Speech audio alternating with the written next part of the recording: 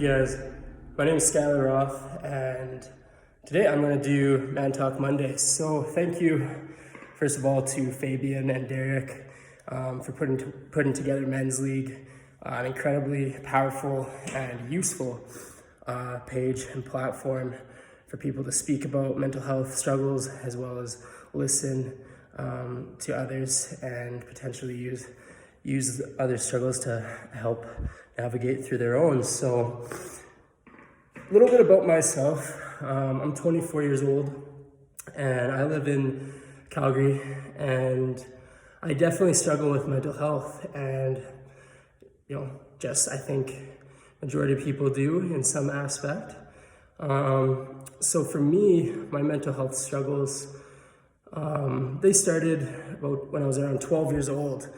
And I'm just going to briefly kind of give you a background on my struggles and how I've worked through them to get kind of where I am today in terms of happiness and being in a good place. So when I was 12 years old, I lost a really, really good friend of mine to suicide. We were in grade 7, super sudden, and all we knew was found out after soccer practice that Josh took his life. So for anyone to try to digest news about someone that they love and care about, trying to process that news of them taking their life and no longer going to be here anymore, that's really hard. And it was really hard on me as a 12-year-old, because for me, it felt like a shift in my life where it was almost like fairy tale life. Nothing can go wrong. We're not, at that age, I'm not really exposed to a lot of negative stuff. To all of a sudden having to help bury your best friend. So that definitely stuck with me, whether it be guilt, missing Josh, so many different things. That definitely affected me throughout my teens. And then when I was 16, I lost another teammate and a best friend, Eli, and to suicide. And all those, almost like that 4 years of healing or trying to heal, it's almost like that scab just got ripped off and you're feeling all those emotions again. The guilt, like how could I have been a better friend? Like what could I have done for Eli to still be here? And that puts you in a dark place, or it can, and it did for me. So between 12 and, between, I'd say 12 and 20 years old, it was really hard, just trying to get over those losses. And then when you're getting better, another thing happens, and like I said, it's like ripping off the scab analogy. So I guess what I'm trying to say is it takes a lot of time, and it takes a lot of patience, and it takes a lot of trying this and trialing that, and that didn't work. Let's try this, because through those years I did all the things. Like I went to therapists, I was on antidepressants, I would write, I would talk about it, I would exercise, I did it all. And it would get frustrating because anytime you would go and see a professional, they'd say, well, do these things and you've already done that. So that's frustrating.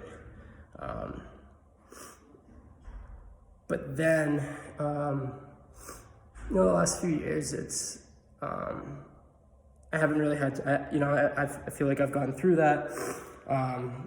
It's almost just like, okay, like the depression's almost going away. But then you get waves and you're like, oh no, it's still here. It's just a matter of dealing with it, working with it, using tools that you've learned from the past.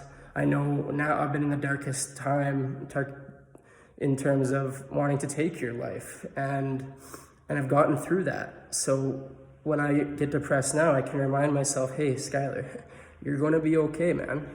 Remember what you did last time? You did A, B, and C, and you got through it. So times can get easier in a sense because you know how to get through those dark times. However, I'm pretty open about this. Within the last month, things got really bad.